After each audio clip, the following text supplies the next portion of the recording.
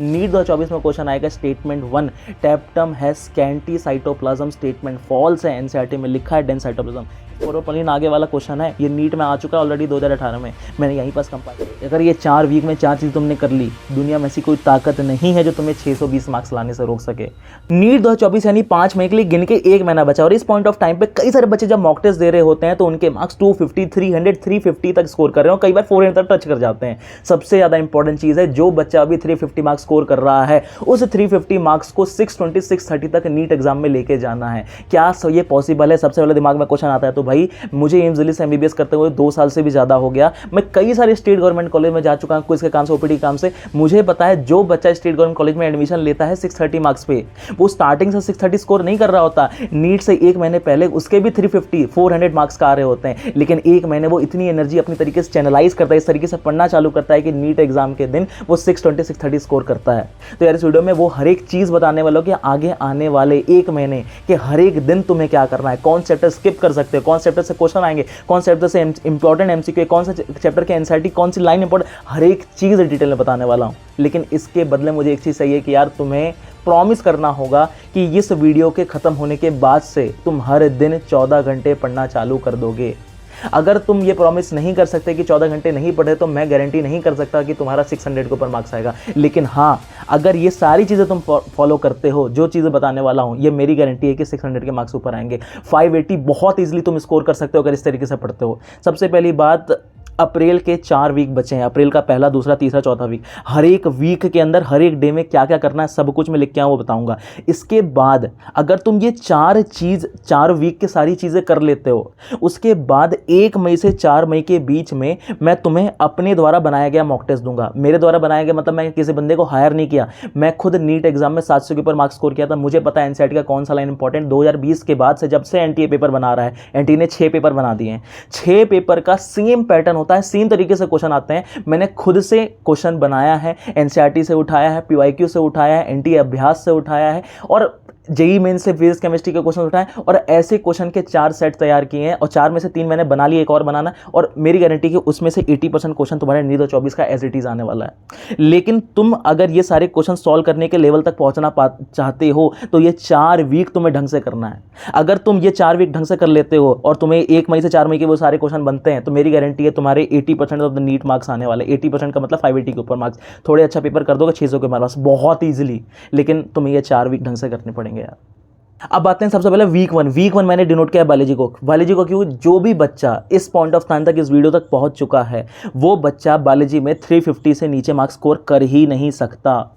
अगर कोई बच्चा अभी बायोलॉजी में 250 मार्क्स स्कोर कर रहा है, 300 मार्क्स स्कोर कर रहा है, भाई उस 250, 300 नहीं चलेगा, तुम्हें 350 पक्का लाने ही लाने हैं, उसके नीचे जाना ही नहीं है। और ये कंफर्म है कि तुम्हारे 350 मार्क्स आएंगे ही आएंगे नीट 2024 में। ऐसा मैं क्यों कह रहा हूँ? क्योंकि पूरा का पूरा पेपर एनसीईआरटी से आने वाला है। एनसीईआरटी के किस लाइन से आने वाला है ये मैं तुम्हें बता चुका हूँ। कैसे भाई? तुम्हें अगर पता हो तो मैंने अपनी खुद एनसीईआरटी मार्किंग बनाई है। एनसीईआरटी मार्किंग क्या चीज़ है भाई? मैंने एनसीईआरटी मार्किंग पूरी क्लास 11 क्लास 12 की बायोलॉजी अपने टेलीग्राम चैनल प्रभु एमएसडी में डाल दिया। सपोज करो तुम पढ़ रहे हो सेक्सुअल रिप्रोडक्शन फ्लावरिंग प्लांट, अगर तुम सेक्सुअल रिप्रोडक्शन फ्लावरिंग प्लांट पढ़ोगे तो एनसीईआरटी के पैराग्राफ को पढ़ना चालू करोगे, तुम्हारा टाइम। कई सारे लोग कहते हैं कि अभी एनसीईआरटी रीड करना चालू करो, भाई ये बिल्कुल ही गलत तरीका है। अगर लास्ट मंथ में तुम एनसीईआरटी रीड करना चालू करोगे तो तुम सिर्फ बायोलॉजी करके रह जाओगे, फिजिक्स केमिस्ट्री छूट जाएगा। तुम्हारा काम पूरा आसान कर दिया है। इस पूरे पैराग्राफ से क्या क्वेश्चन आएगा? कोई क्वेश्चन नहीं आएगा, मैंने मार्क कर दिया। एड टू सेक्सुअल रिप्रोडक्शन क्या होते हैं? 3 एड्स होते हैं, मिराट्स ऑफ फ्लावर होते हैं, सेंट होते हैं और कलर होता है। एनसीईआरटी के लाइन है। Flowering plant sexual reproduction show करते हैं, ऑल फ्लावरिंग प्लांट शो करते हैं, मैंने मार्क कर दिया, ऑल इंपॉर्टेंट है।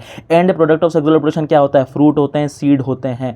3 एडाप्टेशन प्लांट शो करते हैं, इन्फ्लोरेसेंस, फ्लावर और फ्लोरल पार्ट शो करते हैं। एनसीईआरटी के इसमें से क्या इंपॉर्टेंट? सिर्फ एक लाइन इंपॉर्टेंट है, यूनिट और सेक्सुअल रिप्रोडक्शन 2 होते हैं, स्टेमन और कार्पेल। दूसरा है फ्लावर का डेफिनेशन इंपॉर्टेंट है। इस पूरे पे अब एनसीईआरटी के आगे आने वाली 6 पेज के अंदर एनसीईआरटी ने जो माइक्रोस्पोरेंजियम, मेगास्पोरेंजियम, ये मेरे खुद के बनाए हुए शॉर्ट नोट्स हैं। मैंने खुद से, जब मैं पढ़ता था इस चैप्टर को, मैंने 10 बार 20 बार रीडिंग लगाई, तब जाके मैं इस कंक्लूजन तक पहुंच पाता था। वो सारा कंक्लूजन इतना अच्छे से कंपाइल करके मैंने दे रखा है। तो बायोलॉजी में तो हो ही नहीं सकता कि तुम 350 से कम मार्क्स लाओ। और सिर्फ एक चैप्टर में नहीं, सारे चैप्टर पूरे टेलीग्राम चैनल में डले हुए हैं, सारे चैप्टर। केमिस्ट्री का बचा है, केमिस्ट्री का भी मैं डाल दे रहा हूँ।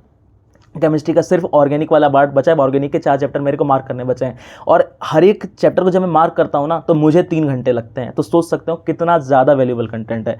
जैसे कि इस पूरे पैराग्राफ को पढ़ोगे, कुछ इन्फॉर्मेशन नहीं है, मैंने साइड में लिख दिया है एंथर के बारे में 5 पॉइंट है। एंथर बाइलोड होता है, डायथिकस होता है, टेट्रास्पोंजिएट होता है, फोर साइडेड टेट्रागोनल होता है, टर्मिनल होता है। नीट और एम्स में 5 बार MCQ आ चुका है, इतने अच्छे से मार्क कर दिया। अगला तुम देखोगे कि भाई आगे NCERT में साफ साफ चीज़ें लिखी हुई है, ये सारी चीज़ें मैंने स्टेमन के कंक्लूड कर दी। माइक्रोस्पोरेंजियम के बारे में NCERT में लिखा हुआ है, NCERT डायग्राम दिया हुआ है। टैप्टम के बारे में NCERT में लिखा हुआ है। टैप्टम 2 चीज़ पर डिवाइड कर सकता है, टैप्टम के ऊपर टैप्टम का स्ट्रक्चर आ सकता है एग्जाम में, टैप्टम का फंक्शन आ सकता है। टैप्टम का स्ट्रक्चर क्या है? NCERT की लाइन है, इसके पास एक से ज़्यादा न्यूक्लियस होता है। NCERT की लाइन है, डेंस साइटोप्लाज्म होता है। नीट 2024 में क्वेश्चन आएगा statement 1, tapetum has scanty cytoplasm, statement false है, NCERT में लिखा है डेंस साइटोप्लाज्म। ये सारी चीज़ें तुम्हें याद रखनी, ये सारी चीज़ें तुम्हें रिवाइज करनी है। पूरी NCERT रीड करके लास्ट 1 मंथ में बिल्कुल फायदा नहीं है, इस तरीके से नहीं पढ़ना होता, इस तरीके से पढ़ना होता है जिस तरीके से बता रहा हूँ। NCERT में फंक्शन लिखा हुआ है, नरिशमेंट का काम करता है, एंजाइम रखता है, स्पोरोपोलिन बनाने का काम। NCERT स्पोरोपोलिन आगे वाला क्वेश्चन है, ये नीट में आ चुका है ऑलरेडी 2018 में,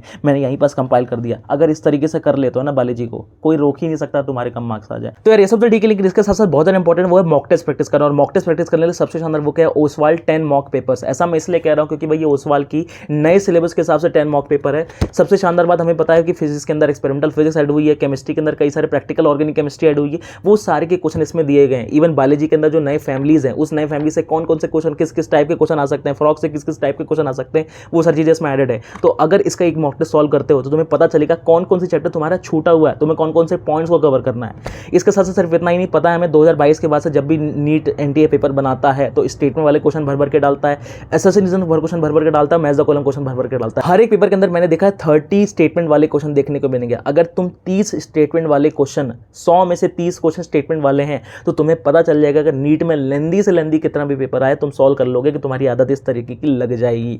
और सिर्फ इतना ही नहीं भाई, हर एक चैप्टर का फ्लो चार्ट, अगर तुम एनिमल किंगडम पढ़ते हो 10 फाइलम में कई सारे एनिमेटिक के फीचर है, वो सारे फीचर को एनिमेट कर दिया, तुम्हें आसानी तरीके से चीज़ें हो जाएंगी। और भाई हर एक पेपर के बाद एक OMR शीट दिया हुआ है, OMR शीट भरने की आदत हो जाएगी। और आंसर की ही नहीं, आंसर की के साथ साथ उसका सॉल्यूशन, और सॉल्यूशन के साथ जैसे कि इसमें क्वेश्चन था कि माइकोप्लाज्मा का साइज़ क्या होता है, तो माइकोप्लाज्मा का साइज NCERT में लिखा है, लेकिन साइज़ में PPLO का साइज़ है, बैक्टीरिया का साइज़ है 3 to 5 माइक्रोन, वो सारी चीज़ें भी आंसर में ऐड कर दी। तो भाई तुम एक चीज़ पढ़ते हो तो पेरीफेरी की सारी चीज़ें याद करते जाओ। अगर MCQ में आया है PPLO का साइज़, तो हो सकता है नीट में बैक्टीरिया का साइज़ है, हो सकता है एग्जाम में माइकोप्लाज्मा का साइज़ है, तो तुम्हें पेरीफेरी की चीज़ें भी याद करनी होती है। तो भाई काफ़ी ज़्यादा शानदार बुक है, so link is in the description, don't forget to check out. इतने शानदार तरीके से स्पोरोजेनस टिश्यू के बारे में, स्ट्रक्चर ऑफ फंक्शन, स्ट्रक्चर क्या है NCERT में लिखा है कॉम्पैक्टली अरेंज होता है। नीट 2024 में क्वेश्चन आएगा क्या स्पार्सली अरेंज होते हैं? नहीं भाई, कॉम्पैक्टली अरेंज होते हैं। होमोजीनस होता है, हेटरोजीनस नहीं होता है। सेंटर ऑफ माइक्रोस्पोरेंजियम में होता है।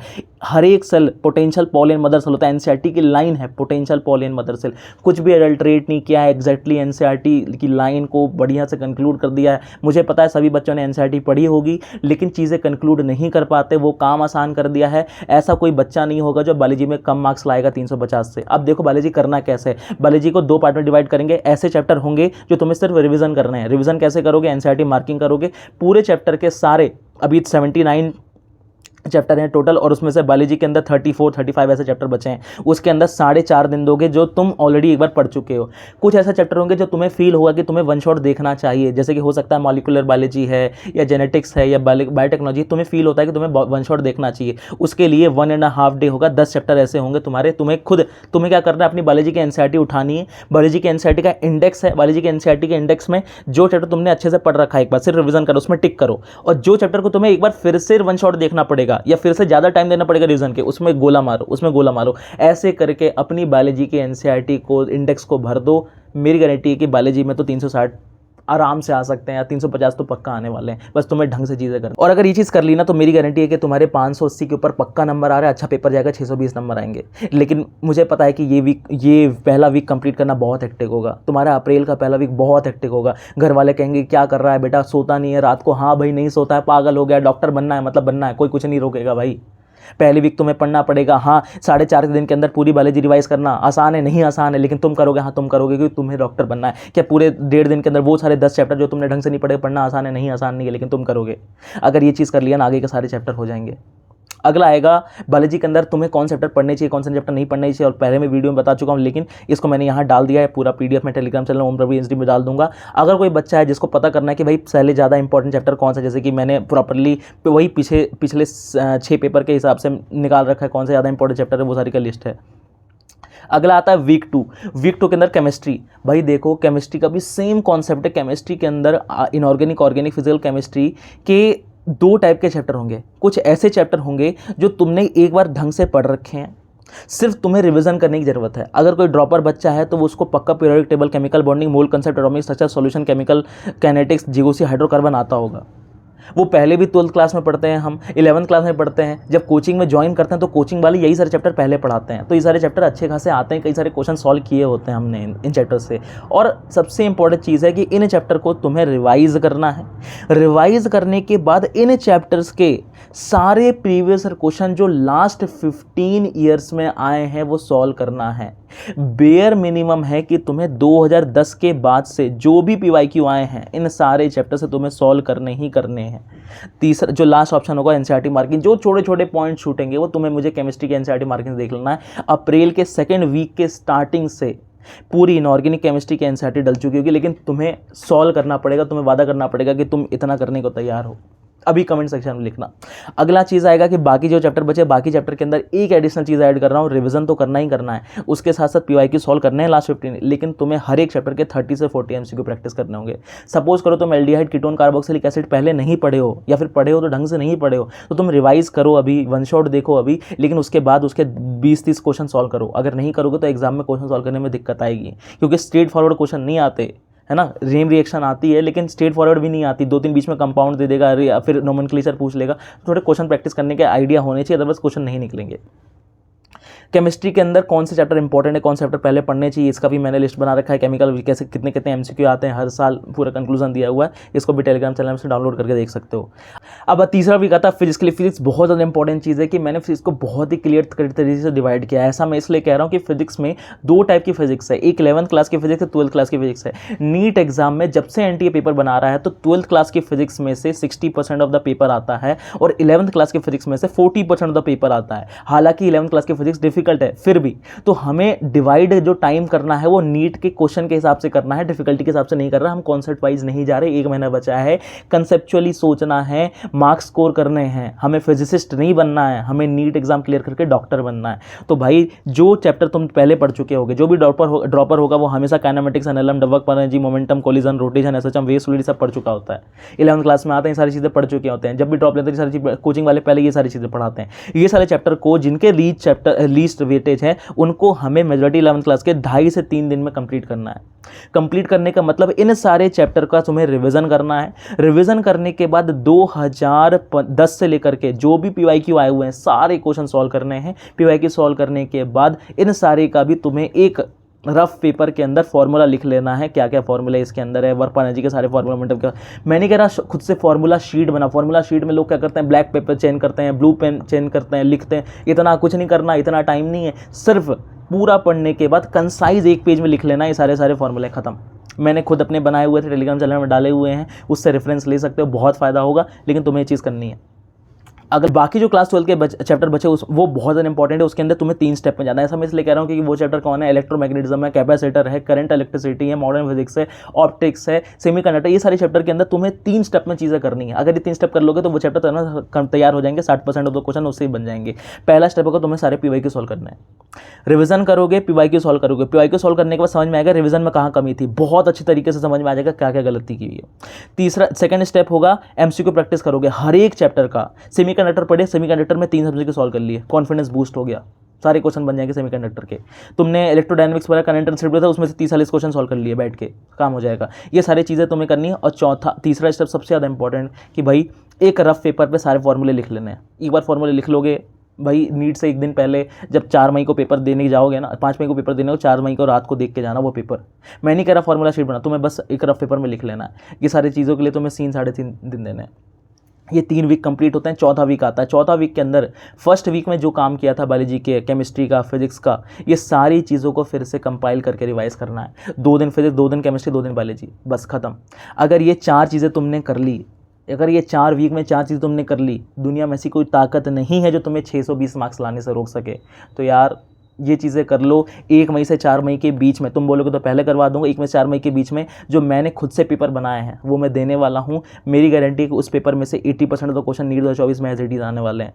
फिजिक्स के क्वेश्चन में सिर्फ डेटा चेंज होगा, बायोलॉजी के क्वेश्चन में ऑप्शन ऊपर नीचे या चेंज होंगे। लेकिन अगर मैंने क्वेश्चन स्पोरोपोलिनिन का डाला है उस पेपर के अंदर, क्योंकि मैं 4 पेपर बनाऊंगा, 8 से एमसीक्यू होंगे, स्पोरोपोलिनिन का क्वेश्चन डाला है तो स्पोरोपोलिनिन से ही क्वेश्चन आएगा एक।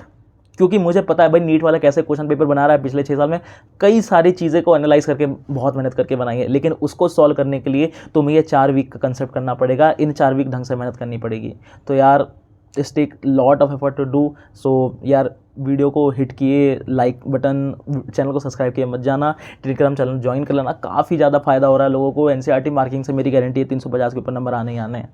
भाई मैंने कोई चीज़ नहीं छोड़ी। एक एनसीईआरटी मार्किंग बनाता हूँ, 3 घंटे बैठ के मैं लिखता हूँ। मुझे पता है ना, मुझे मेहनत लगती है, तो मुझे पता है कि मेरे कंटेंट की कितनी वैल्यू है। तो जाके यार फ्री ऑफ कॉस्ट है हर चीज़, किसी का कोई पैसा नहीं है यार, ज्वाइन कर लो।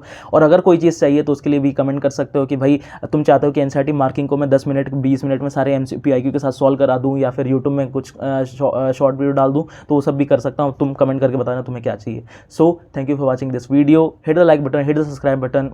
Thank you.